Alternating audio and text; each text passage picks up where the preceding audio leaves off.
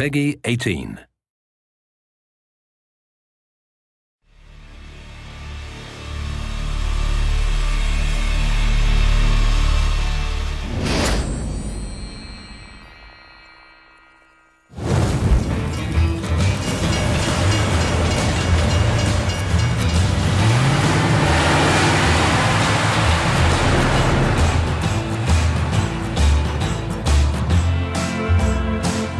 The ambition with the cutscenes is to make every single scene interesting enough in itself as something that the player would want to see. You can watch them, you get like an introduction to the level, you understand the characters a little bit more, and then you go on with the game.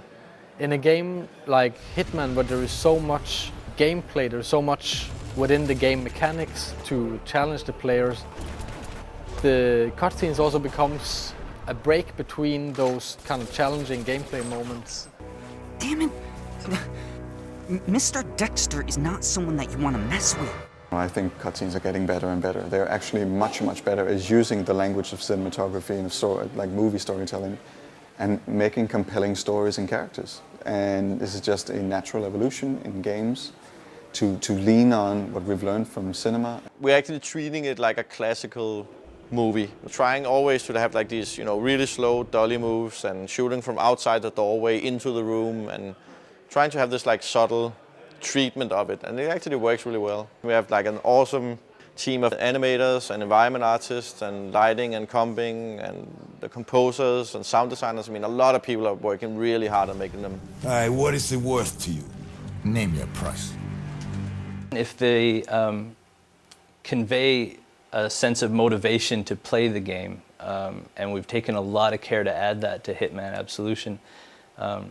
It's all well and good to be given a task to go and you have to take out a certain target, but if you can apply an emotional reason or a really solid motivation to do that, it just makes it more enjoyable and a lot more fun to play. Now listen to the city. If anyone mentions the girl, you know what to do. I'll call you. We started out wanting to do motion capture and then do voice acting separately and kind of combine it. This is a classical way, at least for us, to produce cutscenes. But we were allowed to hire real professional Hollywood actors and do the performance capture, which is basically doing motion capture, facial capture, and voice at the same time. Mr. Travis, you know this is my prayer time. This definitely reminded me of making literally a motion picture. And that it's like very beautiful, very clear, and I think that it's a wonderful aspect that they've added to the video game. The basics of motion capture is that we have a series of cameras placed around a room and they record optically these little markers that are placed on actors. And it triangulates the data in the space and records movement, and we cover the actors with all of these and we can tell where their arms and legs and torsos are in space. And that gets applied to the skeletons of the characters.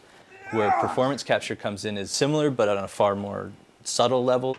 We had a helmet-mounted camera and used that as reference for keyframing. If you have to marker up the face, there's a lot of micro movements that get captured, and that goes through a similar process, but it usually requires far more cameras to pick up the smaller dots and the smaller ranges of movement. Also with ours, it required a soundproof studio, which Giant had where we shot, so we could have the actors' voices synced up with their movement and just get a more believable performance out of them. That was really important to us. Well, I always describe motion capture to people as the most natural performance an actor will ever have in the most unnatural environment.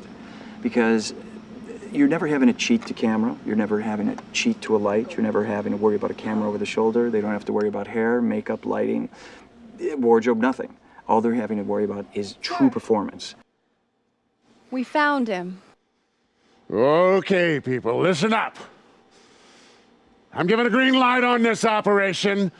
I want 47's head on a platter in front of me ASAP! The only way I can describe it is, yeah, you got the 360 because the cameras are everywhere, but you also have this monkey suit on and this silly hat with a camera sitting in front of your face. And so the focus level that it takes is unique within itself, playing a lot of technology that you're pretending is not there. So it's a whole other thing that takes some adjusting to get to. example, just a simple thing like, see this thing right in front of your face? It's very hard to focus on the other actor if that's there, and like this character smokes. So just technically, you can't bring a cigarette up because you smack into that camera, so you have to find a way that looks cool and goes in there and does it. So it was challenging. The actors did have a lot of good suggestions, and they would say, this feels like out of character, and we'd be like, that's true, and we had a lot of back and forth. So we spent quite a bit of time on working with their voices, on getting a little deeper into the characters, like giving them some layers to the performances. The physicality and the origin of it is very much on the actors' shoulders, but from that point on, the animators' involvement in it shouldn't be really sold short. They add a huge amount of emotion and of physicality and everything to the scene. Wait. I heard you. You want me to snatch some chick?